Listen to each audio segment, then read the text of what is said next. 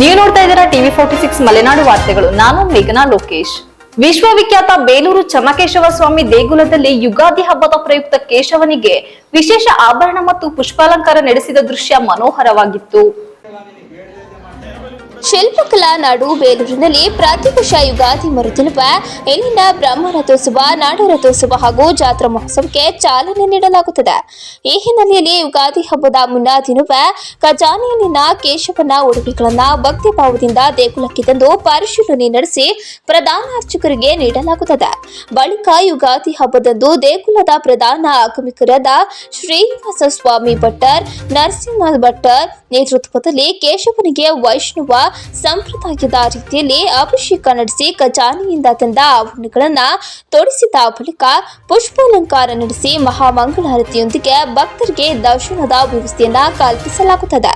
ಯುಗಾದಿ ಹಬ್ಬದಂದು ಭಕ್ತರು ಹಬ್ಬವನ್ನ ಮುಗಿಸಿ ಹೊಸ ಬಟ್ಟೆಯನ್ನ ತೊಟ್ಟು ದೇಗುಲಕ್ಕೆ ಆಗಮಿಸಿ ಸ್ವಾಮಿಯ ದರ್ಶನ ಪಡೆದು ಧನ್ಯರಾಗುತ್ತಾರೆ ಎಂದು ಚನ್ನಕೇಶವ ಸ್ವಾಮಿ, ಸೌಮ್ಯ ನಾಯಕಿ ಮತ್ತು ರಂಗನಾಯಕಿ ಒಳಗೊಂಡ ಉತ್ಸವ ಮೂರ್ತಿಯನ್ನ ದೇಗುಲದ 8 ಮೂಲೆಯಲ್ಲಿ ಉತ್ಸವ ನಡೆಸಲಾಗುತ್ತದೆ. ಸಾಂಪ್ರದಾಯಿಕವಾಗಿ ಇಂದಿನಿಂದಲೇ ಜಾತ್ರಾ ಮಹೋತ್ಸವದ ಎಲ್ಲ ಉತ್ಸವಗಳು ಆರಂಭಕ್ಕೆ ಮುನ್ನಡೆ ಬರೆಯಲಾಗುತ್ತದೆ. ಈ ಸಂದರ್ಭದಲ್ಲಿ ಪತ್ರಿಕೆಯೊಂದಿಗೆ ಮಾತನಾಡಿದ ದೇಗುಲದ ಪ್ರಧಾನ ಆಗಮಿಕರಾದ ಶ್ರೀನಿವಾಸ ಸ್ವಾಮಿ ಭಟ್ಟರ್ ಮತ್ತು ನರಸಿಂಹ ಪ್ರಿಯ ಭಟ್ಟರ್, ಪ್ರತಿ ವರ್ಷ ಬೇಲೂರು ಚನ್ನಕೇಶವ ಸ್ವಾಮಿ ಬ್ರಹ್ಮರಥೋತ್ಸವ ಜಾತ್ರಾ ಮಹೋತ್ಸವ ಯುಗಾದಿ ಹಬ್ಬದ ಹೊಸ ದಿನದಿಂದ ಸಂಪ್ರದಾಯದಂತೆ ಪ್ರಾರಂಭವಾಗುತ್ತದೆ. ಇಂದು ಸ್ವಾಮಿಗೆ ವೈಷ್ಣವ ಸಂಪ್ರದಾಯದಂತೆ ಅಭಿಷೇಕ ಪೂಜೆ ನಡೆಸಲಾಗಿದೆ. ನಾಳೆಯಿಂದ ಸಕಲ ಉತ್ಸವಗಳು ಆರಂಭವಾಗುತ್ತದೆ. ಏಪ್ರಿಲ್ 20ರಂದು ಬ್ರಹ್ಮರಥೋತ್ಸವ ಮತ್ತು ಏಪ್ರಿಲ್ 21ರಂದು ನಾಡರಥೋತ್ಸವ ನಡೆಯುವ ಹಿನ್ನೆಲೆಯಲ್ಲಿ ಭಕ್ತರು ಹೆಚ್ಚಿನ ಸಂಖ್ಯೆಯಲ್ಲಿ ಆಗಮಿಸಬೇಕಾಗಿ ವಿನಂತಿ ಮಾಡಿದರು. ದೇಗುಲದ ಕಾರ್ಯನಿರ್ವಹಣಾಧಿಕಾರಿ ಯೋಗೇಶ್ ಮಾತನಾಡಿ, ಬೇಲೂರು ಚನ್ನಕೇಶವ ಸ್ವಾಮಿ ಜಾತ್ರಾ ಮಹೋತ್ಸವ ಅಂಗವಾಗಿ ದೇಗುಲ ಆಡಳಿತ ಸಕಲ ವ್ಯವಸ್ಥೆ ಮಾಡಿಕೊಂಡಿದೆ. ಶುದ್ಧ ಕುಡಿಯುವ ನೀರು, ಸಾರಿಗೆ, ದಾಸೋಹ, ಮುಡಿಕಟ್ಟೆ ಮತ್ತು ಕಲ್ಯಾಣಿ ಸ್ವಚ್ಛತೆ ಗಮನ ನೀಡಲಾಗಿದೆ ಎಂದ ಅವರು, ಕೇಶವನ ದರ್ಶನಕ್ಕೆ ವಿಶೇಷ ಸರದಿ ವ್ಯವಸ್ಥೆ ಮಾಡಲಾಗಿದೆ ಎಂದರು. ನಿನ್ನೆ ಖಜಾನೆಯಿಂದ ಚಿನ್ನದ ಆಭರಣಗಳನ್ನು ಎಲ್ಲ ತಂದು ನಿನ್ನೆ ಶುದ್ಧಿ ಮಾಡಿಕೊಂಡು ಈ ದಿನ ಬೆಳಗ್ಗೆ ವರ್ಷಾವಧಿ ಹಬ್ಬ ಯುಗಾದಿ ಹಬ್ಬದಿಂದ ಪ್ರಾರಂಭವಾಗೋದ್ರಿಂದ ಯುಗಾದಿ ಹಬ್ಬದ ಬೆಳಗ್ಗೆ ಪಂಚಾಮೃತ ಅಭಿಷೇಕ ನಡೆದು ಶ್ರೀಯವರ ಮತ್ತು ಅಮ್ಮನವರಿಗೆ ಪಂಚಾಮೃತ ಅಭಿಷೇಕ ನಡೆದು ಈಗ ಚಿನ್ನದ ಅಲಂಕಾರ ಕೃತವಾಗಿ ಭಕ್ತಾದಿಗಳಿಗೆ ದರ್ಶನವೀಯಲು ರೆಡಿಯಾಗಿದ್ದಾರೆ. ಭಕ್ತಾದಿಗಳು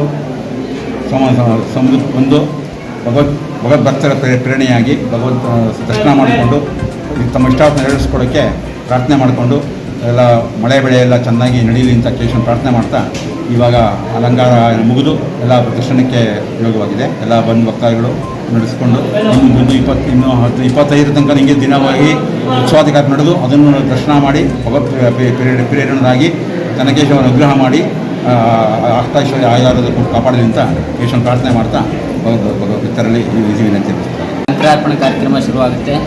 ಮತ್ತು 25ನೇ ತಾರೀಕು ಶಯನೋತ್ಸವ ಇರುತ್ತೆ. ಅಲ್ಲಿವರೆಗೂ ದಿನ ಒಂದೊಂದು ಉತ್ಸವ ಇರುತ್ತೆ.